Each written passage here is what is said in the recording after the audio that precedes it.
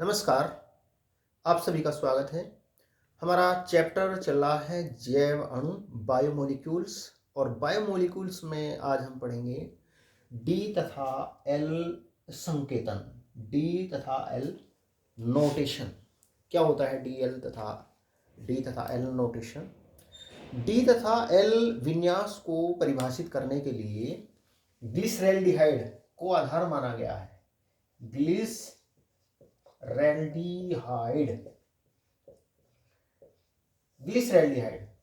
D तथा L विन्यास को परिभाषित करने के लिए ग्लिसरैल्डिहाइड को आधार माना गया है। ग्लिसरैल्डिहाइड के विन्यास को आधार माना गया है। ग्लिसरैल्डिहाइड में एक असममित कार्बन परमाणु होता है और यह दो प्रतिबिंब रूपों में पाया जाता है। देखो, ग्लिसरैल्डिहाइड का सूत्र ये होता है सी एल्डिहाइड समूह CHO, नीचे CH2OH समूह लगाओ और ये OH समूह, ये H समूह, H परमाणु। देखो, ये ग्लिसरैल्डिहाइड है और इसका नाम है D+ ग्लिसरैल्डिहाइड। ये है D+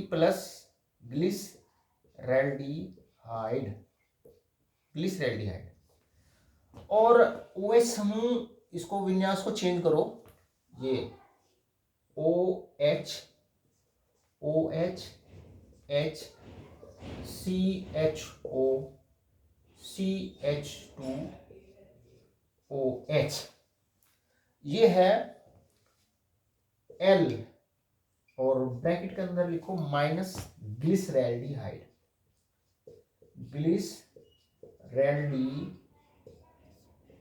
ग्लिसरैल्डिहाइड। तो ग्लिसरैल्डिहाइड में एक असममित कार्बन परमाणु पाया जाता है। असममित कार्बन परमाणु वो होता है जो चार अलग अलग परमाणु या परमाणु समूह से जुड़ा होता है, वो असममित कार्बन परमाणु है। एक देखो, इसमें असममित कार्बन परमाणु है ना, ऐसे ये है। तो इस वजह से जो ग्लिसरैल्डिहाइड है ना, असममित कार्बन परमाणु होने की वजह से ये दो प्रतिबिंब रूपों में पाया जाता है। दो प्रतिबिंब रूप इनैंसियोमर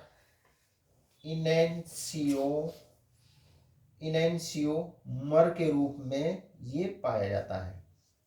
ये ध्रुवण घूर्णक होते हैं। जो प्रतिबिंब रूप होते हैं ना, ये ध्रुवण घूर्णक होते हैं। ये समतल ध्रुवित प्रकाश के तल को दाईं ओर घुमाता है, जिसमें ये OH समूह राइट हैंड पे है ना, ये समतल ध्रुवित प्रकाश के तल को दाईं ओर घुमाता है।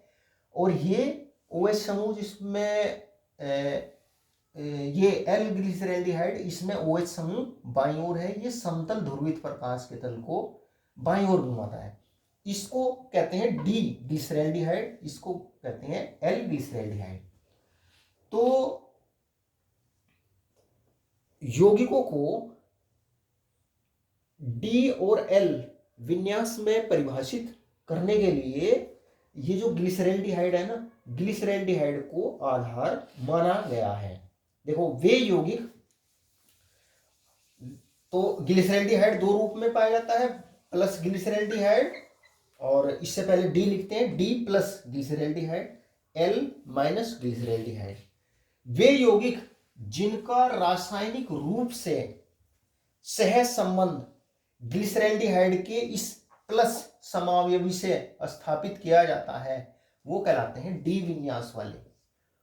वे यौगिक क्या कहलाते हैं? D विन्यास वाले। उनके नाम से पहले D लिखते हैं। देखो, मैंने क्या बताया आपको कि वे यौगिक जिनका रासायनिक रूप से सह संबंध इस D+ ग्लिसरैल्डिहाइड से स्थापित किया जा सकता है, वो तो कहलाते हैं D विन्यास वाले।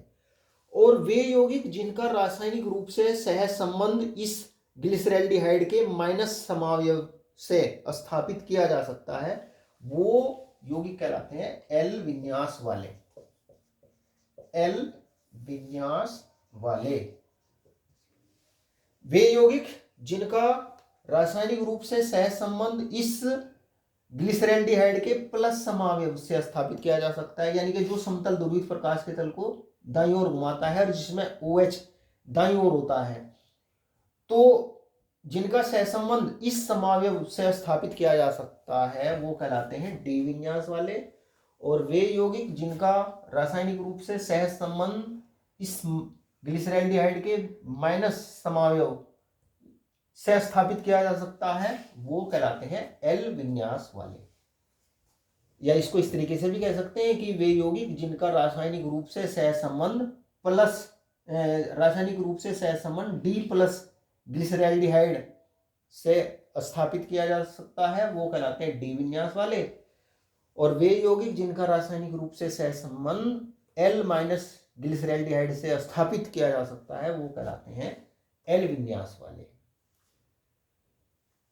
मोनोसैकराइड के विन्यास के निर्धारण में, जो मोनोसैकराइड होते हैं उनके विन्यास के निर्धारण में जो सबसे नीचे का असममित कार्बन परमाणु होता है उसकी तुलना ग्लिसरैल्डिहाइड के इन दोनों ये जो प्रतिबिंब रूप है इनसे करते हैं।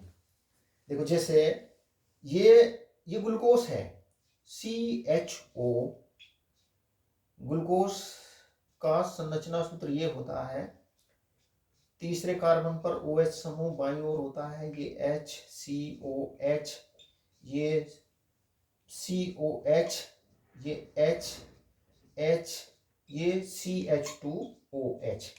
अब देखो ये एक मोनोसैकराइड है, ग्लूकोज है, ये ग्लूकोज है। अब देखो मोनोसैकराइड का जब विन्यास का निर्धारण करते हैं तो विन्यास का निर्धारण करने में जो सबसे नीचे का जो असममित कार्बन परमाणु होता है ना, असममित कार्बन परमाणु, उसकी तुलना ग्लिसरैल्डिहाइड के जो ये प्लस और माइनस समावयव होते हैं ना इनसे करते हैं। देखो जैसे इसमें सबसे नीचे वाला जो असममित कार्बन परमाणु वो ये है, असममित कार्बन परमाणु जो चार अलग अलग परमाणु या परमाणु समूह से जुड़ा होता है। जैसे ये इधर CH2OH से जुड़ रहा,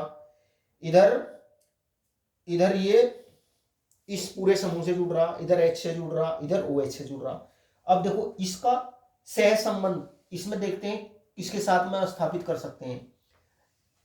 ये ध्यान रखते हैं कि जब मोनोसैकराइड का विन्यास का निर्धारण करते हैं कि जो सबसे नीचे का असममित कार्बन परमाणु, ये असममित कार्बन परमाणु नहीं है, ये वाला असममित कार्बन परमाणु है जो अलग अलग चार अलग अलग परमाणु या परमाणु समूह से जुड़ा हुआ होता है, वो असममित कार्बन परमाणु होता है। अब देखो इसमें इसका जो विन्यास है वो